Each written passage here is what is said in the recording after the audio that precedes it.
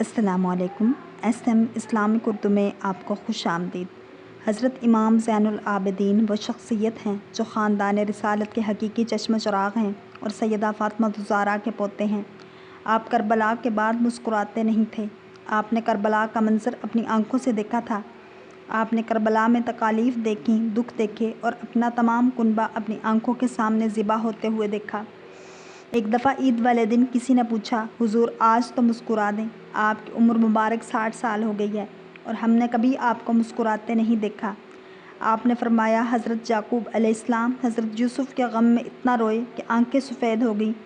ابھی یقین بھی نہیں تھا کہ یوسف زندہ ہیں یا مردہ۔ حضرت یعقوب علیہ السلام تو شک میں روتے رہے اور اپنی آنکھیں گوا دیں، جبکہ میں نے اپنے خاندان کے 18 افراد اپنی آنکھوں کے سامنے ایک دن میں شہید ہوتے دیکھے ہیں۔ میں کیسے مسکراؤں؟ میں مسکرا نہیں سکتا، میرے دل میں بہت غم ہے۔ اللہ پاک ہم سب کو اہل بیت کی محبت نصیب فرمائے، آمین یا رب العالمین۔